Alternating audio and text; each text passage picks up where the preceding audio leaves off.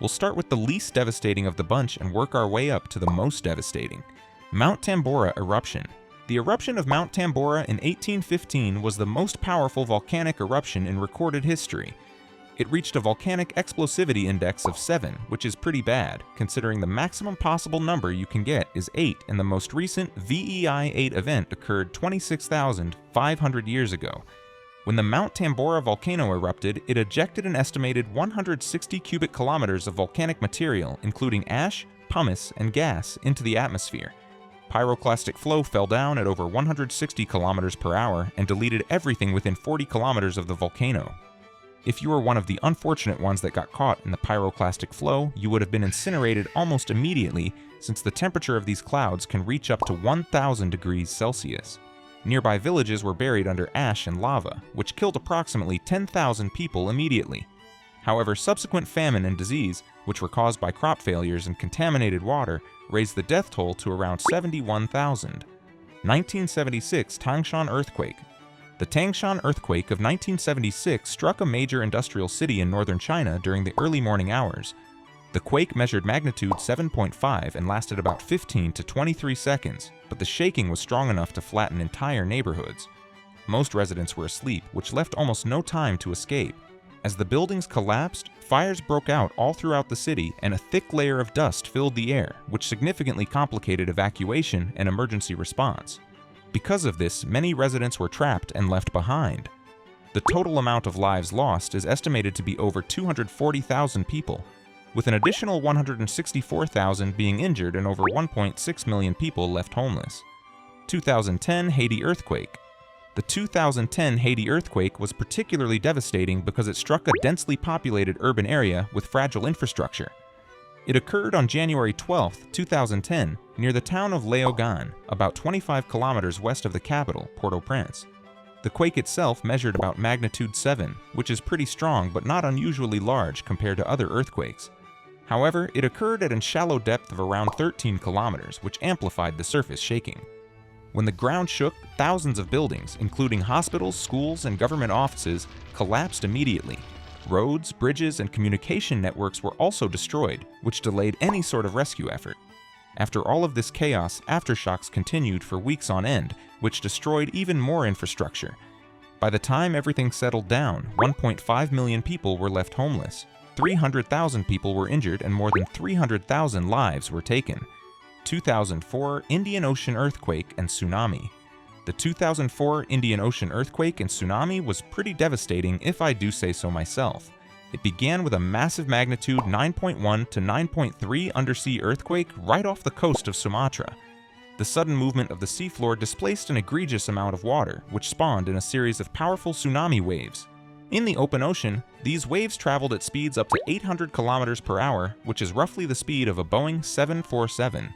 However, as they approached the shallow coastal areas, they slowed down significantly and grew dramatically in height, reaching up to 30 meters.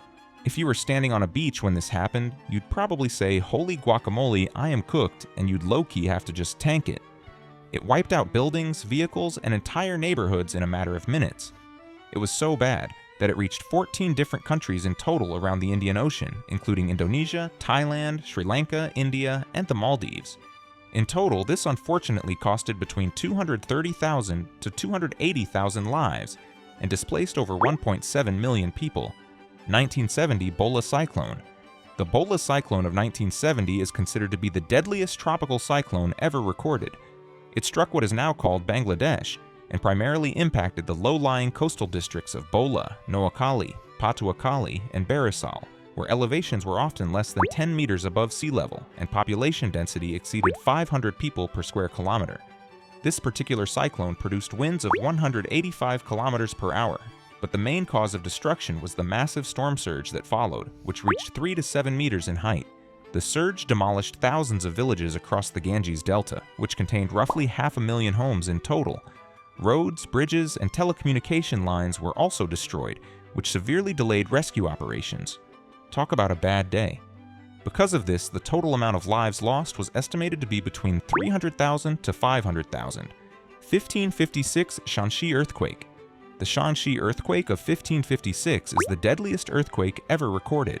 It struck central China during the early morning hours when most people were still asleep. The earthquake was pretty massive. It's estimated to have reached around magnitude 8, which is already extremely powerful, but what made it especially deadly was the type of housing that was used in the region at the time.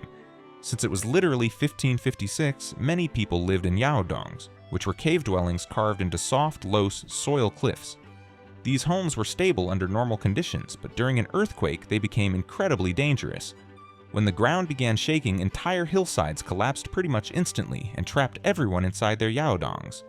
The cave entrances were narrow and easily blocked by falling debris, so there was quite literally no way out. And if you think it couldn't get any worse at this point, fires broke out from collapsed cooking areas and spread through the destroyed settlements. The total amount of lives lost is estimated to be roughly 830,000 people. 1887 Yellow River Flood. The Yellow River Flood of 1887 is another example of how dangerous slow, unstoppable water can be. The Yellow River had long been known for flooding, but this disaster was particularly catastrophic. Heavy rainfall caused the river to swell until it eventually burst through its levees near the city of Zhengzhou. Once those defenses failed, there was nothing to stop the water from spreading, and since the terrain was extremely flat, it spread across thousands of square kilometers and absolutely obliterated entire villages. If you happen to find yourself in this unfortunate situation, you likely wouldn't see a dramatic wall of water rushing toward you, like in Interstellar. Instead, it would feel more like the Titanic, where the ground slowly disappears beneath you and there's this sense of impending doom shadowing over you. As you can imagine, everyone's crops and livestock were deleted off the face of the earth, and their clean drinking water became extremely scarce. Because of this, disease easily spread among displaced populations, and farmland remained unusable long after the waters retreated, which inevitably caused famine.